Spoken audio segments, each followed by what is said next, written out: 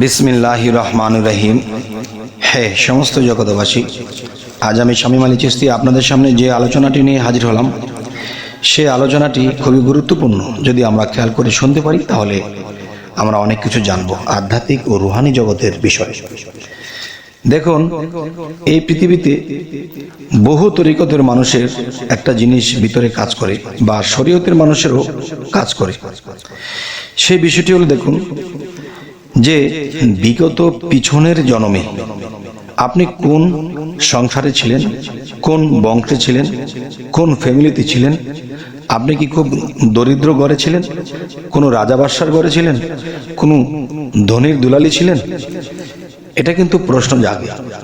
আর এই জন্মে কেউ অফিসার, কেউ ইউনিভার্সিটির ছাত্র, কেউ কাগজ টোকায় খাইতেছে, কেউ ভিক্ষা করে খাইতেছে। তাহলে আল্লাহ কিন্তু বলে দিয়েছে একটি কথা, যে আমি কাউকে কম দেই না, বেশি দেই না, আমি সমান দিয়ে থাকি। তাহলে এখানে সমান পাওয়া যায় না। তাহলে বোঝা গেল আল্লাহ সঠিক বলেছে, আমরাই বুঝি নাই। তো সেই বুঝটা কি? তো আজকের আলোচনার মূল হলো পিছনের জন্মের কথা মনে থাকে না কেন? কে ভুলিয়ে দেয়? যে ভুলিয়ে দেয় সে কে? আচ্ছা, তো এখানে বিষয় হলো, আল্লাহ কিন্তু একটা কথা বলেছে, বিশৃঙ্খলাকারীকে আমি পছন্দ করি না, এবং আল্লাহ নিজেও বিশৃঙ্খলা করেন না। আর এই বিশৃঙ্খলার কারণেই এই ঘটনাটি ঘটে, যে পিছনের জন্মে আপনি কি ছিলেন, কোথায় ছিলেন, কোন অবস্থানে ছিল, আপনার রূপস্রোত কি ছিল, আপনার নাম কি ছিল, এগুলো জন্মের পরে কোনো কিছুই মনে থাকে না।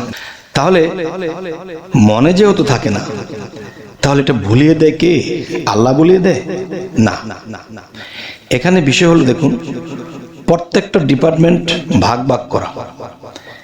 যেমন এক জায়গায় দেখা যায় কারেন্টের অফিস, আরেক জায়গা পানি যে মানুষ বিতরণ করছে, বা পানির পাম্প আছে, সরকারিভাবে এটার বিল নিচ্ছে, এটার ডিপার্টমেন্টই আলাদা, গ্যাসের ডিপার্টমেন্ট আলাদা।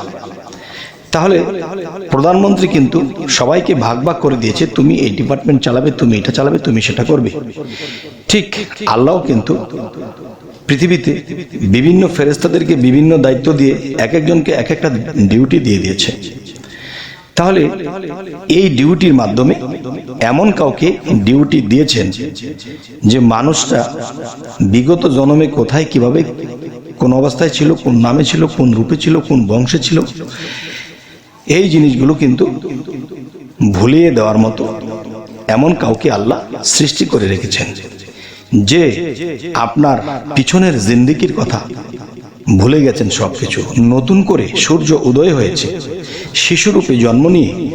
তখন দেখা যায় আপনি যদি বিগত জন্মে অফিসার থাকতেন, বিগত জন্মে আপনি অনেক শিক্ষিত, লন্ডন পিএইচডি নিয়েছেন, অনেক শিক্ষিত, আপনি ইঞ্জিনিয়ার ছিলেন, ডাক্তার ছিলেন, কিন্তু এই জন্মে এসে আবার কিন্তু সে সরাসরি থেকে শুরু করা হয়েছে, ক খ গ ঘ দিয়ে শুরু করা হয়েছে শিক্ষা।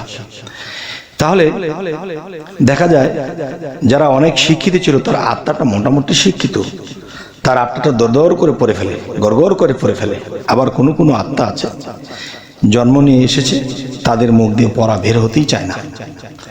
আচ্ছা, তাহলে বোঝা গেল তার আত্মাটা শিক্ষিত ছিল। কিছু দেখলে মনে হয় যে এটা কোথায় যেন দেখেছি। দেখবেন লক্ষ্য করে, আপনি কিন্তু এই জন্মে এরকম কিছু দেখেননি, শোনেননি, কিন্তু আপনি যখন দেখতেছেন যে এরকম কিছু, যে আপনি মনে হচ্ছে যে এই জিনিসটা আপনি কোথায় যেন দেখেছেন, এবং আপনি যেন মনে হচ্ছে যে এই জায়গাটিতে আপনি কখনো অবস্থান করেছেন। অনেক কিছু চেনা চেনা মনে হয়, আবার ভুলে যান। আবার অনেক কিছু চেনা চেনা মনে হয়, মানে আত্মা তাকে ধাক্কা মারে, এখানে তুই ছিলি, এখানে, বা কিছু একটা এরকম ধাক্কা মারলেও পরে আর যোগে মিলাতে পারে না, তখন সেটাকে বাদ দিয়ে দেয়। তাই আমি বলবো, হে সমস্ত জগতবাসী, এই স্মৃতি ভুলিয়ে দেওয়ার জন্য আল্লাহ এমন কাউকে সৃষ্টি করেছেন। তিনি কি করতেছেন? তিনি দেখা যায় মানুষটির মৃত্যুর পরে যে বডিটা ছিল, সেই বডিটা মাটির সাথে মিশে গেছে। এখন সেই আত্মার কিন্তু মৃত্যু নেই। সেই আত্মাটা যদি ফিরে আবার জন্ম নিয়ে থাকে, তাহলে সেই আত্মার মধ্যে সমস্ত কিছুই লিপিবদ্ধ আছে। কিন্তু আমরা যখন নতুন কোনো দেহের মধ্যে প্রবেশ করেছি, তখন দেখা যায় সেই স্মৃতিগুলো মানে আত্মগতভাবে ভাসছে, কিন্তু মাটির দেহের মধ্যে যে মেমোরি বা মস্তিষ্ক ছিল সেখানে কোনো কিছুই রেকর্ডিং নেই বলেই কিন্তু আমরা নতুন করে শিখতে হয়, নতুন করে লিখতে হয়, নতুন করে জ্ঞান অর্জন করতে হয়। তাহলে একটা জিনিস কি, যে বিগত জন্মে আপনি অনেক শিক্ষিত থাকলেও সেগুলো আপনার আত্মায় লেগে আছে, আর সেগুলো কিন্তু দেখা যায় মাটির দেহের মধ্যে যে মস্তিষ্ক ছিল সেই মস্তিষ্কটাও কিন্তু মাটির তৈরি, এবং মৃত্যুর পরে যখন মাটিতে আপনাকে কবর দেওয়া হয়েছিল তখন কিন্তু সেই মাটির সাথে সেই মাটির মস্তিষ্ক বা সেই মেমোরি তা মিশে গেছে। তাই নতুন বডি, নতুন করে মস্তিষ্ক, সেই নতুন মস্তিষ্কে যখন এগুলো আস্তে আস্তে রেকর্ডিং হচ্ছে, জীবনে দেখছেন, শুনছেন, খাচ্ছেন, চলছেন, ফিরছেন, আবার নতুন করে রেকর্ডিং হচ্ছে, নতুন করে আবার শিক্ষা নেওয়া হচ্ছে। আচ্ছা, এর মধ্যে যে আত্মাটি, সেই আত্মাটি শিক্ষিত। তাহলে আত্মা শিক্ষিত হলে আত্মার মেমোরির মধ্যে তো সবকিছুই আছে, তাহলে আমাদের মনে পড়ে না কেন? আচ্ছা, এখন দেখেন, মানুষ কিন্তু একটা কথা বলে থাকে, তরিকতের জগতে, সাধক জগতে যারা আছে তারা কিন্তু একটা কথা বলে থাকে, দেখেন, মানুষ যখন জন্ম নিল নতুন করে, তখন আত্মায় যদি সবকিছু লিপিবদ্ধ থাকে তাহলে আত্মা তো মনে আছে, তাহলে আমার কেন এগুলো মনে পড়ে না? আচ্ছা, তাহলে সেই আত্মাটা আপনার মধ্যে, আপনার ভাবে আছে। আপনি মূর্খ, সেও মূর্খ। আপনি চেতনোক্ত, সেও চেতনোক্ত। আপনি শিক্ষিত, সেও শিক্ষিত। কিন্তু আপনি যে বিগত পিছনের জন্মে এত শিক্ষিত ছিলেন সেটি মনে নেই। সেটি মনে রাখার যে বিষয়টা, সেই মস্তিষ্কের বা আত্মার মধ্যে যে মস্তিষ্ক আছে, সেই বায়ুতে বাসন যে মস্তিষ্কটা আছে, সেটাকে আড়াল করে রাখা হয়েছে। তাই একটি কথা বলা হয়, সাধনার দ্বারা, আল্লাহর আমল বা কর্মের দ্বারা মানুষ যখন আত্মসাধনা করে তখন তার মধ্য থেকে আত্মজাগ্রত হয়। সেই আত্মা যখন জাগ্রত হয় তখন তার অনেক কিছুই মনে পড়তে থাকে, এবং আত্মদর্শন যাদের হয়ে যায় তবুও কিন্তু তারা এটা জানতে পারে না। যারা আত্মদর্শন হওয়ার পরে সেই আত্মার সাথে সম্পর্ক হয়, কথা হয়, তখন সেই আত্মা তাকে পটপট করে বলে দিতে পারে, বলে দেয় যে তুমি এমুক জন্মে এমুক জায়গায় ছিলে, তুমি এই এমুক জন্মে তুমি এই অবস্থানে ছিলে, তুমি অফিসার ছিলে, তুমি ওলি ছিলে, তুমি এরকম ছিলে। তখন সেই আত্মা তাকে বলে দেয়। তখন সেই আত্মার কথা যদি আপনি প্রকাশ করে কাউকে বলেন তাহলে মানুষ আপনাকে পাগল বলবে। আচ্ছা, যদিও আপনি সত্য বলে থাকেন, এটা মানুষ আপনাকে পাগল বলবে। কেননা এটি শাস্ত্র গ্রন্থের মধ্যে এভাবে পাবেন না। যে এখানে একটা বিষয় আছে, আত্মার সাথে কে মিশে আছে? আল্লাহ মিশে আছে। আর আত্মা কোথায় মিশে আছে? দেহের সাথে মিশে আছে। তাহলে কিন্তু আল্লাহ কয়েকটা ধাপ ভিতরে। তো এখন বিষয় হলো, আত্মদর্শন হলেই হবে না। যদি কারো আত্মার সাধনা করে এবং সেই আত্মার সাথে সম্পর্ক বা বন্ধুত্বের মতো হয়ে যায়, তখন সেই আত্মা আপনার সামনে উদয় হবে। আর সেই সাধন বলে যখন উদয় হবে, তখন আপনি তাকে জিজ্ঞাসা করেন বা মনে মনে ভাবেন, সেই আত্মা আপনাকে জবাব দিতে থাকবে। তখন সেই পিছনের জন্মের কথা হোক বা আপনার আড়ালের কোনো জিনিস হোক, বা দুনিয়াতে বেঁচে থাকতে আপনার অগোচরে অনেক কিছু ঘটেছে, আপনি তা জানেন না। আর সেই জিনিসগুলো যার আত্মদর্শন হওয়ার পরে তার সাথে সম্পর্ক করে ফেলে, যখন স্মরণ করে তাকে পায়, তাকে দেখতে পায়, তখন সেই আত্মা আপনার জ্ঞানের যোগান দেয়। সেই আত্মা আপনাকে উচ্চস্তরের রাস্তা দেখায়। তখন যখন আপনি সেই আত্মদর্শনের সাথে সাথে যখন নাকি আপনি উপর দিকে উঠতে থাকবেন, তখন কিন্তু আপনার মুখ বন্ধ হয়ে যাবে। মুখ বন্ধ হয়ে যাবে কেমন? আপনি যদি বলেন যে হ্যাঁ, আমার আত্মা আমাকে বলেছে যে এই বিষয়, আমি বিগত জন্মে এই ছিলাম, আমি এমুক ফ্যামিলিতে এমুক বংশে ছিলাম, আমি আবার এই বাংলাদেশে এমুক মায়ের ঘরে আমি জন্ম নিয়ে বর্তমানে আছি। আচ্ছা, তাহলে কিন্তু সে কখনোই মানবে না। আরেকটু আগে কিন্তু আমি বিশৃঙ্খলার কথা বলেছিলাম যে আল্লাহ বিশৃঙ্খলাকারীকে পছন্দ করেন না। দেখেন, আল্লাহ এই জিনিসটি লুকিয়েছে কেন?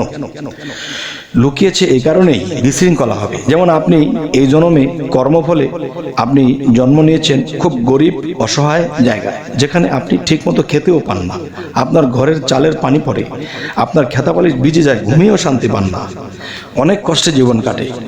আর যখন আপনি কোনো সাধকের বা কোনো সাধুর বা কোনো আল্লাহর অলির সাথে সঙ্গ নিয়ে যখন আপনি সাধনা করেছেন, তখন সেই সাধনার মাধ্যমে আত্মদর্শনের মাধ্যমে আত্মার সাথে যখন সম্পর্ক হয়ে গেছে, তখন সেই আত্মা আপনাকে পটি পটি করে সমস্ত কিছু যখন বলে, তখন আপনি জানতে পারেন। এখন মানুষকে বললে তো এতে বিশ্বাস করবেই না। এবং আপনি যেই ফ্যামিলিতে ছিলেন, যেই মায়ের ঘরে জন্ম নিয়েছেন, সেই মা এখনো বৃদ্ধ অবস্থায় পৃথিবীতে আছে। এখন আপনি যখন সেই ফ্যামিলিতে যান, সেই ফ্যামিলি ছিল জমিদার, অনেক ধনী লোক, কিন্তু আপনি এই জন্মে খুব কষ্টে আছেন। তখন আপনি যখন সেখানে গিয়ে বলেন, দেখেন গো মা, আমি বিগত জন্মে আপনার সন্তান ছিলাম, সে মা কিন্তু আপনাকে চিনবে না, সে মা কিন্তু আপনাকে স্বীকৃতি দেবে না যে তুমি আমার সন্তান ছিলে। তখন আরো বিশৃঙ্খলা হবে। আর এই বিশৃঙ্খলাকারীকে আল্লাহ পছন্দ করে না। তাই সাধক বা সাধু বা আল্লাহর ওলি যারা, তারা চুপ থাকে। কেন চুপ থাকে? তারা অনেক কিছু দেখতে পায়, অনেক কিছু বুঝতে পায়, কিন্তু কাউকে বলতে পারে না। আর বললে মানবে না, আর না মানলে বিশৃঙ্খলা হবে। আর এখানেই আল্লাহ বলেছে, আমি বিশৃঙ্খলাকারীকে পছন্দ করি না। তবে হে সমস্ত জগতবাসী, আমি আপনাদেরকে আজকের আলোচনায় কি বোঝাতে চাইলাম?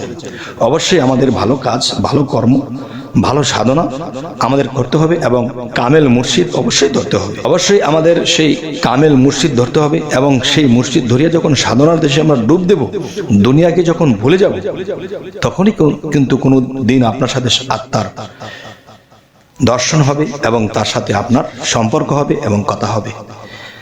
তখনই আপনি আপনার মধ্যে এলমে লাদনি জারি হবে, যা আপনি গায়েবের এলেম পেতে শুরু করবেন। আর এলেম পেয়ে যখন মানুষকে কিছু বলতে থাকবেন, এটা দেখেছি, এটা পেয়েছি, তখনই আল্লাহ বেজার হবে, তখন আপনার এলমে লাদনি বন্ধ হয়ে যাবে।